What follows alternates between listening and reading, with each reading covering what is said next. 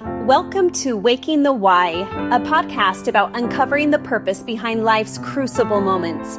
Each episode, you'll hear from real people who turn their struggles into strength and their stories into light. If you're searching for meaning, walking through something hard, or just love stories that stir the soul, you're in the right place. Hello, friends. Welcome to Waking the Why, where we explore the purpose behind life's crucible moments. My name is Stacy, and today our guest is Chad Hymas.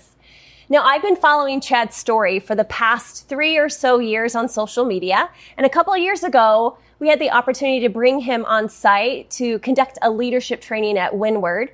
And the message that he shared, you guys, every time he comes, he's on point. It's amazing. And his message, it's not only applicable to our professional lives, even more applicable to our personal life. So I'm so excited that you're here today. My pleasure. Thank you for being here today. You made the trip, and so thanks for coming out to the ranch. Oh, I would love it. It's awesome. Great. Good to have you here. To start, Chad, tell us a little bit about your story. Let's see, it's been, Stacy, 25 years. We're sitting in the very, very spot. This is my dream. We're out in the middle of nowhere. We are on a ranch, and that there's not too many houses out here. We're in the mountains, right? And so we're about an hour out of the Salt Lake Valley, and this is my dream. I knew when I came home from my mission that I wanted to be a rancher and a farmer, and I wanted, not your typical rancher or your farmer, I wanted to raise elk. And so we came out here to this piece of ground and found it a few years after we were married. I married the girl that I dated in high school, and we were married. I did too. So yeah, it's something happens there. Right? Yeah, high school sweethearts. High school sweethearts. Yeah, so that's been cool. And Chandel and I got married, and then we took us a few years because some of the areas outside of Salt Lake City were out of our price range. And so we found this wonderful place out in the Stansbury Mountains and started out back then with 40 acres, which I know sounds like a pretty decent sized pad, but I think when you compare it to what's happened since then, it's very small-minded thinking. Mm-hmm. That said, while building the ranch, 6 years in, and simultaneously building a construction company to help fuel the farm, because you pay to farm. Just that you're building a podcast, you're farming people right now. Right. This is not a moneymaker. You're paying to podcast for sure. No different than a farmer. You pay to farm. It's in your blood. You can't stop it. It's your piece to play. I was building that, and 6 years in, I came out here to right where we're at. As I was in a hurry, Chandel had made a phone call to me earlier in the day, asked me if I can get around the mountain a little earlier. As our youngest son at the time, one, we had two boys. Ace was 3, Kyler was 1. She asked me if I could teach him how to do his first layup. So basketball is a big deal out here for us. So is farming. Our family motto is BFFF, basketball, farming, family first. So that's kind of what we run by.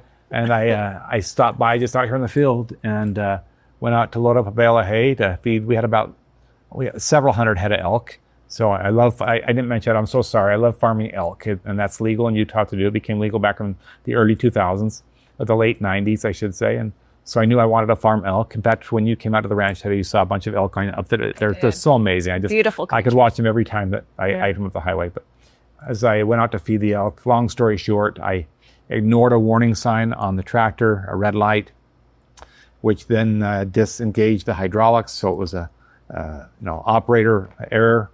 The hydraulics gave way, and the bale of hay that weighs more than your vehicle fell over, landed on my head, punched it to the steering wheel, and the shaft went through my mouth. And this has all been reconstructed, but it broke all the bones in my neck. I was asleep for quite a long time while they did all those surgeries. And when I woke up to everything being repaired, pretty much. I mean, there's a few skin grafts and things that they wanted to do, but everything was repaired. The broken neck, the scar is still there.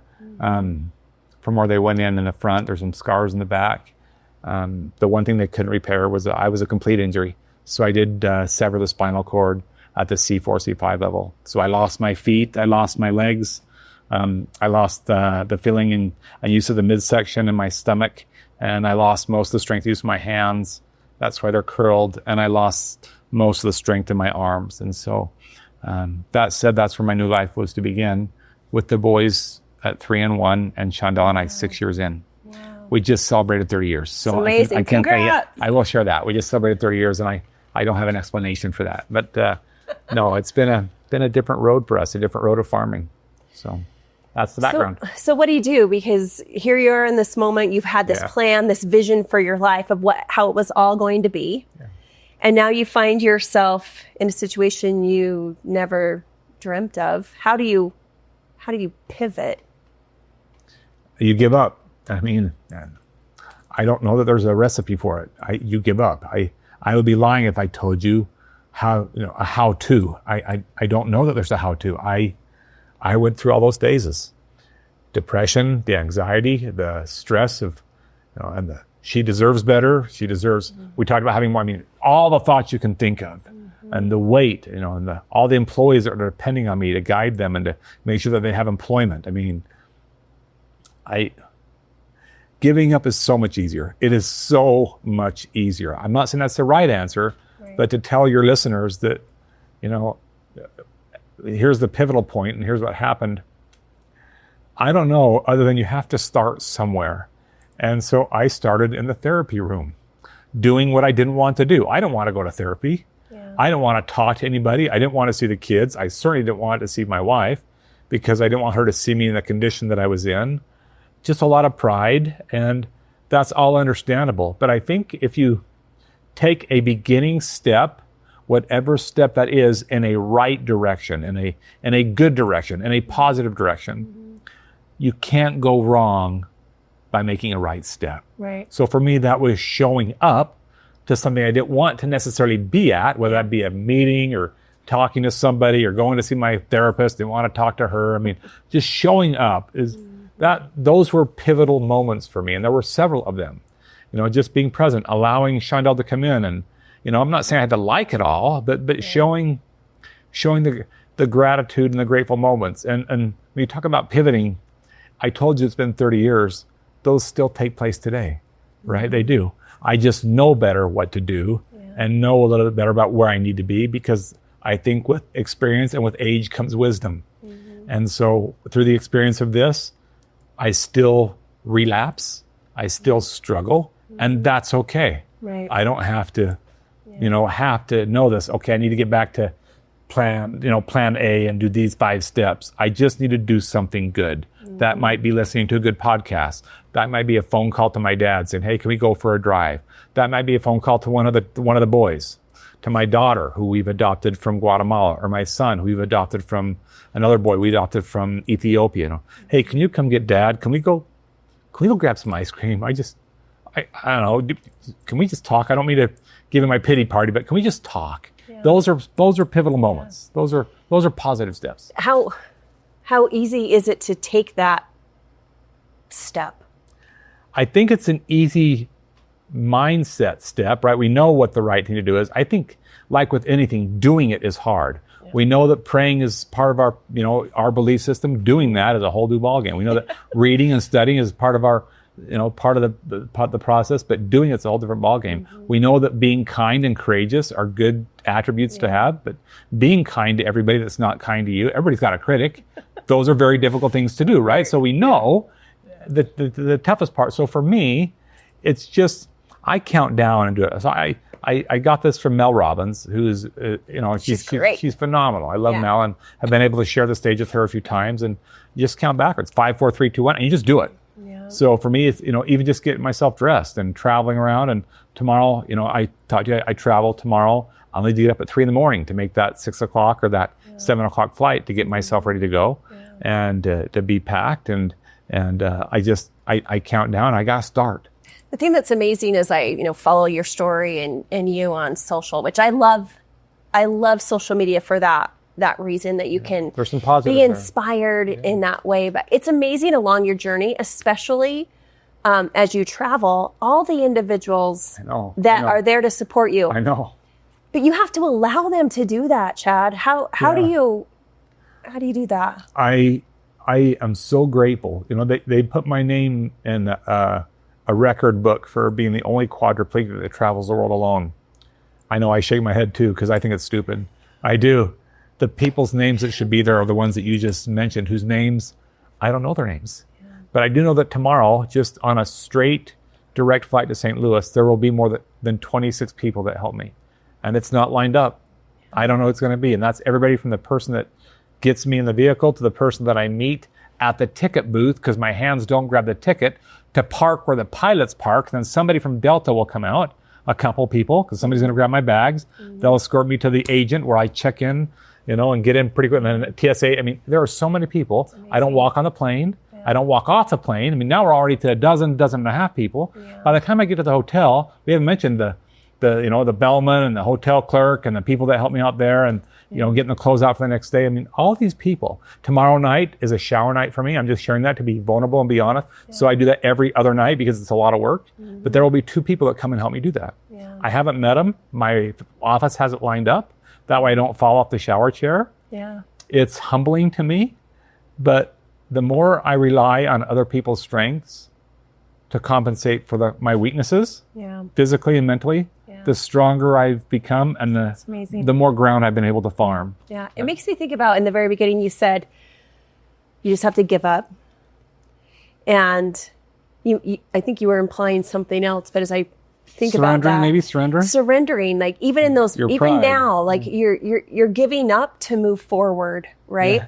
There's some power in that. There's some power in surrendering. And sometimes in that process, the only thing that we know is the next step. Yeah. I'm a person that wants to have everything planned out and controlled.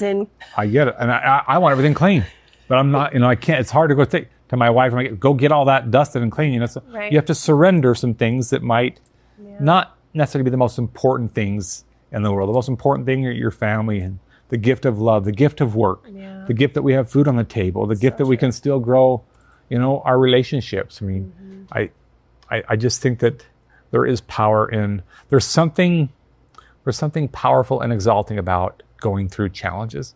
And I think if people would recognize that, they would go through the challenge without any second thought because it would benefit the life of somebody else. Yeah. And I think that you and I would agree that most of the people that are listening to this, they would do things on the behalf of others, just like you're doing this podcast. You don't know why you're doing it, but you think it'll benefit somebody's life. Yeah. That's why you're here. Yeah. It's not here for a moneymaker or anything that's monetary. If it could benefit somebody, a soul's life, you're going to do it. Right. And if I can have that mindset, going through all that it takes to go through to get to St. Louis is worth it. There's so many benefits to that. So it's a driver. So tell us what you've experienced this in your life. How are you using that to help others or give back? Like, how are you using that in your everyday now? The tires, you can see them in the middle is about worn out, right? You can see these tires have about 89 countries on them. It's amazing. That's a cool ranch. That's pretty cool. And the cool thing about where we're at tonight, is that when you go outside tonight and it's dark, you can actually see the stars. And you can't really see that in the valley or in the Salt or any city. It's hard to see the stars. But when you're out in the middle of the mountains, you can kind of look up there and think, gosh, there's got to be a lot of elk and ranches. And that's kind of what I think when I see the stars. And so when I'm out in the middle of nowhere. And so it's taken me to a place mentally that I need to be, but I'm not always there. Physically, it's taken me to a ranch that I never dreamed of. Right. It's allowed me to provide for my family, which is a monetary and a very big deal to me. I still have a lot of pride in that. It's allowed me to be a father to the 2 boys that were 3 and 1, and then 2 more children that have been adopted. Do what probably a lot don't, but that's nothing to brag about. We want more people to do it. Right. And that is to try and stay positive and to fight the fight and to keep battling the battle. Yeah. So there really is no true pivot to where it all ends, at least not in my belief system or not in this life. But I do think that if we keep the battle with the focus on the lives of others, it makes the battle worth fighting. It does. It makes it easier to get through the day. So our audience is, if they don't know you, they're going to be wondering, okay, wait, you're 89 countries, you're traveling, what are you doing? Oh, yeah, I'm sharing a little bit about what we're talking about tonight. I do a lot of leadership training. My niche that got me started was safety because I was injured in a self-inflicted safety-related accident. So I got started by doing safety presentations at different blue-collar manufacturing plants, mining industry, the electric distribution or transmission industry. That's where I got my start. But then I started studying more about leadership and the power of leadership, communication skills, and what it's taken for Shondell and I to even just communicate on a much higher level so that we can effectively communicate so that we don't get angry with each other or say something that we'll regret. And so that's turned into marriage retreats. I mean, right? So it's kind of been one growth spurt after, which wasn't all planned or written out in the beginning, right? Those things weren't on the chalkboard. On the chalkboard, I just wanted to see, all right, am I going to be married or am I not? That's kind of where it started. Yeah. You know, am I going to be there for the kids' games or am I not? And that's kind of the root of where it all starts. And then it just kind of, as you make the elk will be around. An elk will be around somewhere. Right. Yeah. That's just another choice in a positive direction, right? And so I think it's all about those choices that we just continue to make. And I don't know if they become easier or harder. I just know I just need to keep making as many good choices in a day as I can, knowing that I'm going to make some mistakes along the way. Yeah. And it's okay to make mistakes. Yeah.